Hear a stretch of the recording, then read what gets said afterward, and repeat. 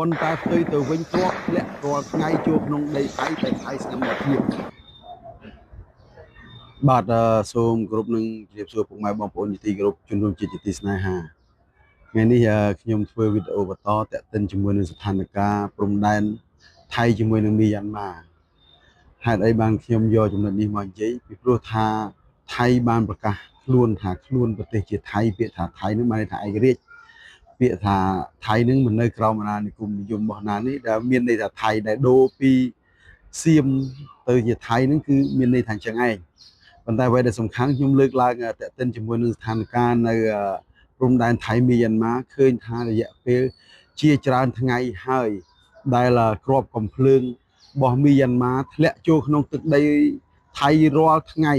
តែថៃស្ងាត់មាត់ជ្រាបថៃស្ងាត់មាត់ជ្រាបអត់មានហ៊ានក្អកអីតិចទេហើយមិនមែនតែធ្លាក់តែធម្មតាទេធ្វើឲ្យប្រជាពលរដ្ឋរបស់ថៃនឹងរបួស3នាក់ក្នុងនោះក៏មានក្មេងម្នាក់ផងដែរ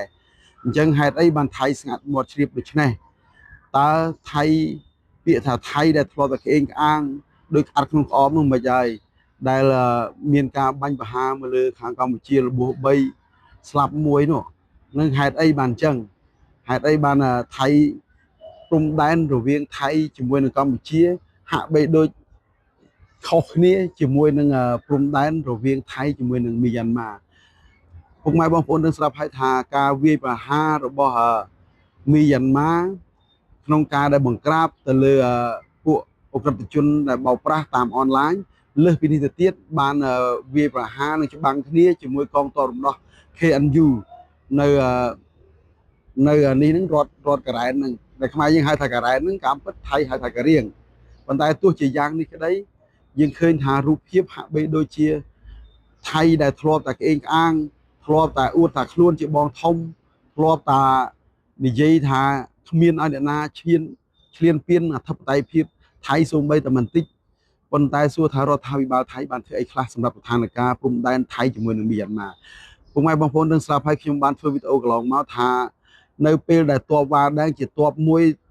ខ្លាំងលំដាប់ទី2របស់មីយ៉ាន់ម៉ាដែលឈ្លានពានទឹកដីថៃ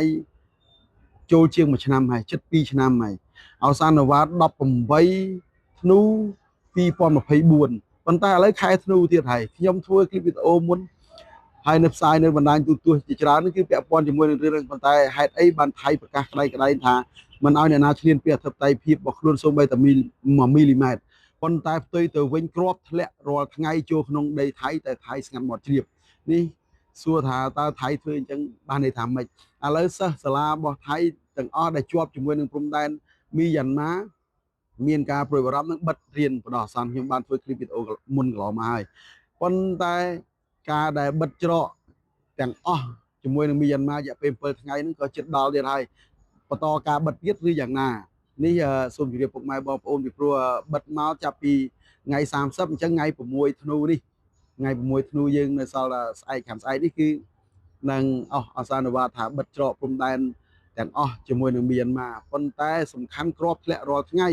តែថៃស្ងាត់មាត់ជ្រាបអានឹងគិតមើលខ្លួនឯងទៅ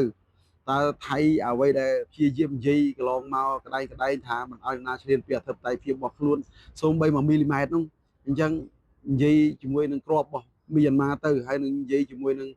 កងទ័ពរំដោះ KNU ការ៉ែនហើយក៏និយាយជាមួយនឹងទ័ពវ៉ាដែងដែលជាទ័ពធំដាប់ទី2របស់មីយ៉ាន់ម៉ាទៅដែលឈ្លានពានថៃសួរថាចូលក្នុងទឹកដីថៃនឹងធ្វើលានដ្ឋានពង្រីកលានដ្ឋាននោះ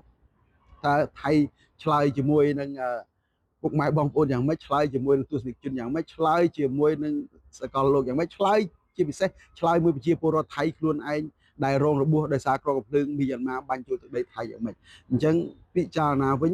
នៅអ្វីដែលជាคลิปវីដេអូរបស់ខ្ញុំនិយាយលើកឡើងថាគ្រាប់ធ្លាក់រាល់ថ្ងៃថៃស្ងាត់មាត់ជ្រាបអញ្ចឹងសូមពុកម៉ែបងប្អូនកុំភ្លេចតាមដានទស្សនាបន្តពីព្រោះថាការច្បាំងគ្នារវាងកងពលលេខ7របស់ KNU ការ៉ែនជាមួយនឹងកងពលលេខ22របស់មីយ៉ាន់ម៉ាហើយមានកងពលលេខ35របស់ថៃដែរនៅខេត្តតាកប៉ុន្តែគ្រាន់តែឈរគៀនឡានអឹមអៀនចុះឡើងទេអត់មានអីទេប៉ុន្តែស្នូកំភ្លើងបាញ់គ្នារវាងមីយ៉ាន់ម៉ាមួយកងទ័ពរំដោះ KNU ការ៉ែនធ្វើឲ្យប្រជាពលរដ្ឋថៃដេកមិនលក់ស៊ីមិនឆ្ងាញ់ទេអញ្ចឹងថៃឆ្លើយជាមួយនឹងប្រជាពលរដ្ឋខ្លួនឯងទៅនេះជាអ្វីដែលខ្ញុំលើកឡើងថាអសានវ៉ាតថ្ងៃ6ធ្នូនិង បើច្រកវិញឬបន្តការបិទច្រកប៉ុន្តែរឿងសាលារៀនឥឡូវសិស្សត្រឡប់មករៀនអនឡាញដូចជំនាន់កូវីដហើយ